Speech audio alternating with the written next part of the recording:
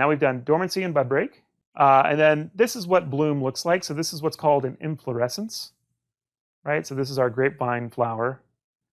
And then, so each inflorescence has a bunch of little florets. So each little dot in there is the flower or the floret. All right.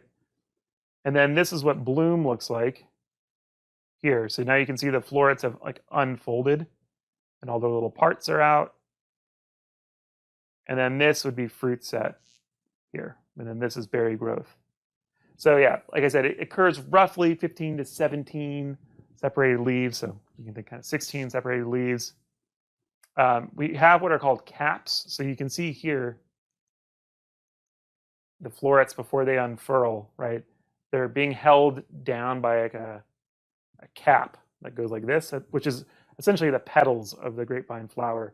And then the cap kind of pops off, and then they fertilize. So yeah, the success of this is pretty weather dependent.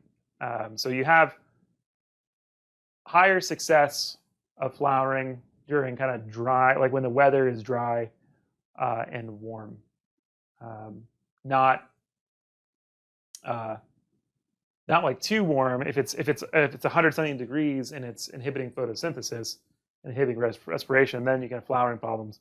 But if it's just kind of nice, like 75 to 90 degrees, and you don't have any rain, then you'll have pretty successful flowering generally. Of course, as long as nutrients aren't limiting as well. But yeah, it's pretty nutrient dependent. So some of these things like boron, especially boron, tends to be pretty limiting in many grape growing regions around the world. So that's actually a nutrient that a lot of us just spray on before flowering happens. But also things like zinc and molybdenum are incredibly important for this process. And it's water dependent. So I said it should be dry during flowering, but that means no rain events during flowering, because that can cause a problem. But we don't want the vine to be water stressed. So if we're irrigating, oftentimes we will make sure that the vine isn't in any kind of water deficit up until flowering, and then right after flowering, we may actually want to pull the water back and put the vine into a deficit. And I'll talk about that, why we do that more in a future lecture. So here's how flowering works. It's pretty cool. So you've got this cap here, and then the stamen will swell up and then push the cap off, and then these stamen come out pretty aggressively, relatively, for obviously like a little floret. And then the anther, like the pollen on the anther, then kind of flies off and then hits the stigma right there, right? And then it creates a pollen tube, which you kind of see over here, creates a pollen tube, which will then go down and fertilize. Okay? So, and then the stamen will fall off afterwards, and then this whole thing will then start to grow and become a berry. All right? So again, there's an inflorescence. And then here's our beautiful grape flower at bloom, right? So all of our little florets are out now. So this is 100% bloom. So like I said, the optimum temperatures are just kind of warm, right? Not super hot, but just comfortably warm. So 75, 86 degrees, or 77 to 86 degrees Fahrenheit would be the optimums. And then, like I said, it can be inhibited by very cool temperatures and very hot temperatures. So within the optimum, it takes half a day for the flowers to fertilize. And they have to be fertilized. So once the pollen gets to the stigma and starts creating the pollen tube, that pollen tube has to reach the egg by 3 days. Otherwise, that egg just degenerates and the fruit aborts itself. So yeah, our typical success for flowering is only about 30 to 40%, which is good, right? So we have a Pinot Noir cluster. A Pinot Noir cluster may have something like or more like 300 florets on it, and then only about 100 will fertilize and create berries. And that's good. If all of them fertilized, then it would be way too compact, and then the berries would be pushing each other off the rachis, which does sometimes happen if you have really, really good flowering with a variety like Pinot Noir that already has a tight cluster architecture. Then you can actually get berries pushing each other off. But yeah, so it's generally pretty low success rate, and that 30 to 45 would be good.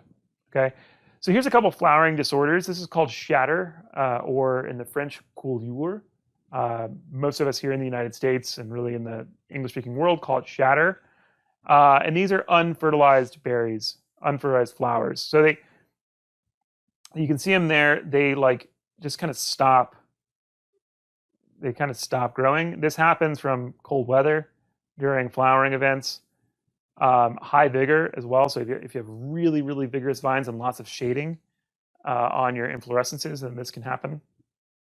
High nitrogen availability as well. So a lot of times this is why people won't put nitrogen on right at around bloom. They'll wait till fruit set because they can get shatter. Boron deficiency, like it as well. And it's also just kind of more common in some varieties like Grenache, Malbec, Merlot. I've seen it happen quite a lot in Grenache that's grown in kind of cooler climates around the world. The biggest problem here, it's not really a wine quality issue necessarily. It's just a yield diminishment with Shatter. Because some of these things, like these green little berries, they're not going to come into the process, right? So this fruit here will be destemmed, and then the berries will go into the fermenter, and then these little things won't come off when you're being destemmed, hopefully, as long as you're careful with how you're destemming. This is a disorder called, we call it hens and chicks. Again, in the French, it's called mille-rondage. And it's where you have like big berries that have seeds in them, and then small berries that are what are called parthenocarpic or seedless. Again, it's caused by having kind of rainy weather during flowering. Boron deficiency, again, is implicated in this. And then there's a virus called fan leaf, or in French, courtenay, which is vectored by a nematode, which are kind of microscopic worms that can nibble on the roots and vector this little virus into the grapevine and cause this. It's a bit of an issue in terms of ripeness. It's kind of uneven ripening, but again, it's also it's a big yield penalty, which is, I think, really its biggest problem. So let's just quickly talk about bud fruitfulness and how this all works. So bud fruitfulness is determined, like the number of clusters essentially per shoot is determined in the previous season. So let's talk about, right now we're in 2020. All right, so around flowering of 2019 is when in our little buds in 2019 we had, go back. You see here it's called initiation and differentiation of the inflorescence. It's actually kind of more initiation, less differentiation. But this is where, so sometime around flowering of 2019 is when in the bud forms what are called cluster primordia.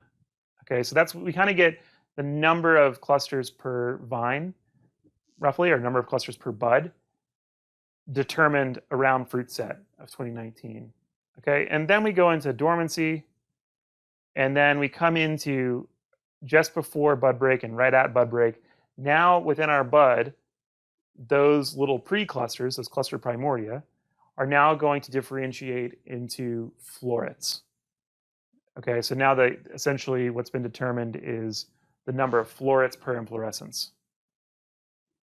Okay, and then of course flowering happens. So if weather and conditions are right for around fruit set in 2019, if it's nice and warm, the vine's not stressed, it has all the nutrients it needs, it's going to develop the maximum number of cluster primordia, which is kind of the maximum number of clusters per vine, right, in 2019. And then if weather is kind of warm and nutrients are good around bud break, then it'll get the maximum number of florets per inflorescence.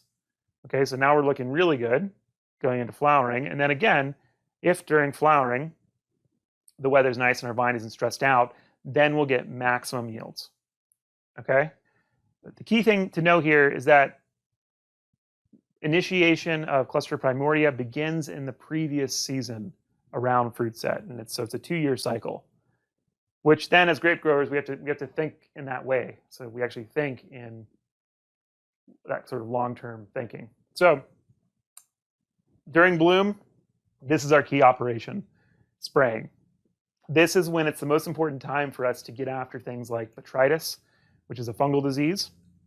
So like I said, this is where all of us, conventional or organic or biodynamic, this is when we put on our most important chemistries to get after diseases. When would one expect the onset of bloom? And you've already done it after 15 leaves have unfolded. Perfect. So it's kind of 15, 16, 17 leaves.